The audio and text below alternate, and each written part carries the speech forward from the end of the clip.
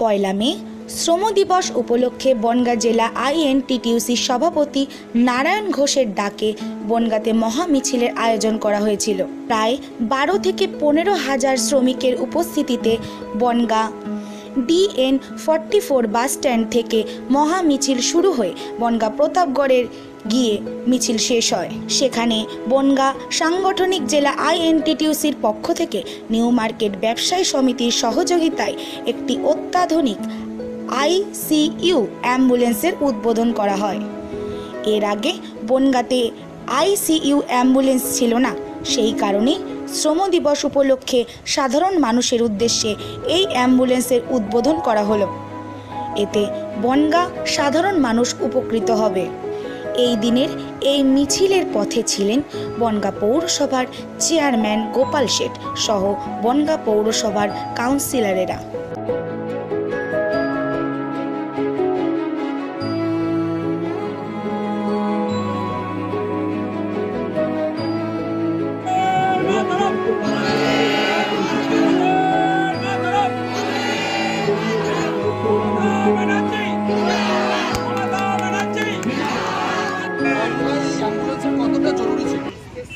একটা ঐতিহাসিক মুহূর্ত যখন বনগাঁ মহকুমা হাসপাতালে পেশেন্টরা যখন একটা কার্ডিও পেশেন্ট সেন্সলেস অবস্থায় থাকে, যাকে ভেন্টিলেশনের প্রয়োজন হয়, সেই সময় সেই পেশেন্টটাকে নিয়ে যেতে যেতে রাস্তায় মারা যায়। আজকে নিউ মার্কেট ব্যবসায়ী সমিতি সমস্ত সদস্যরা নারায়ণ ঘোষের উদ্যোগে আমরা আমরা ভেন্টিলেশন যে অ্যাম্বুলেন্সটা তৈরি করতে পেরেছি। এটা সাধারণ মানুষ, শুধু বনগাঁ না, বনগাঁ মহকুমা মানুষের কাছে অত্যন্ত কাজে লাগে। এবং নিউ মার্কেট ব্যবসায়ী সমিতিটা হচ্ছে পৌরসভা এবং ব্যবসায়ী সমিতি যৌথ উদ্যোগে, এবং অন্যান্য জায়গার থেকে পৌরসভা থেকে স্পেশালি কিছু ছাড় দেওয়া হবে।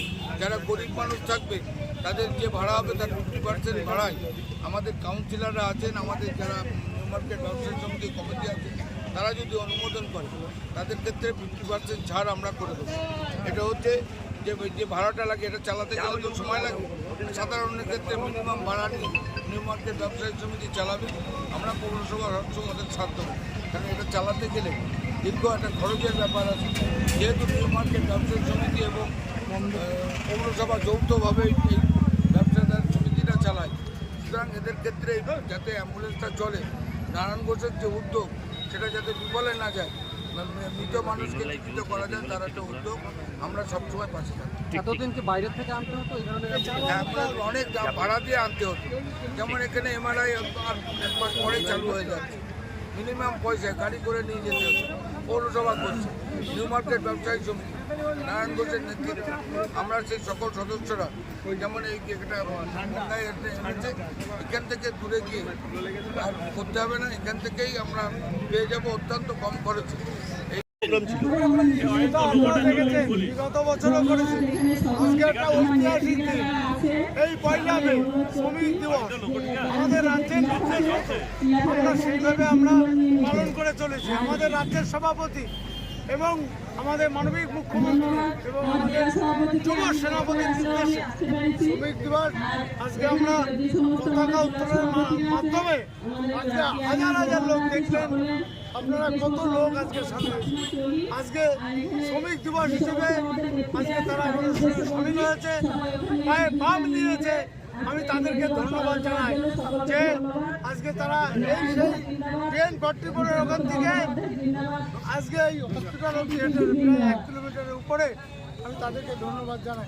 আমরা যেন এই দিনটা প্রতি বছরই আমরা এই হাজার হাজার লোক, প্রায় 10 থেকে 12,000 লোক, সেই লোক নিয়ে আমরা আজকে পায়ে পাম নিয়েছি।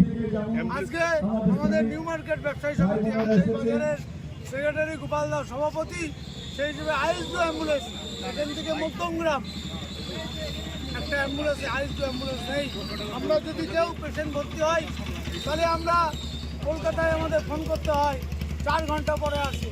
কিন্তু আজকের দিন থেকে আর মানুষের এই চিন্তা করতে হবে না, কেননা বনগাঁয় এর আগে বহু রাজনৈতিক দল এসছে, বহু কিছু এসছে, বহু সংগঠন আছে।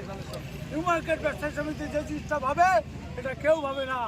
আমরা যেন মানুষের পথে সর্বদাই থাকতে পারি, এইটা নিয়ে আজকে অ্যাম্বুলেন্স। কবে থেকে সাধারণ মানুষের পরিষেবা পাবে? এখন খালি কিছু কারুকার্য কাজ আছে, এই কাজটা হয়ে গেলেই মানুষের পরিষেবা আমরা দেওয়া সুপার বনগা সুপার সাহেব থেকে শুরু করে এক্সচেঞ্জ সুপার থেকে শুরু করে ডাক্তার বাবুরা থেকে শুরু করে সবাই শ্রম দিবস উপলক্ষে শ্রমিকদের জন্য বিশেষ কিছু ভাবনা একদম শ্রমিকদের যে 8 ঘন্টার কাজ কেউ 12 ঘন্টা করিয়ে নিচ্ছে, কে বা কারা সেসব দিন আর নেই। রাজ্যের নির্দেশ মতো সেইভাবে চলতে হবে।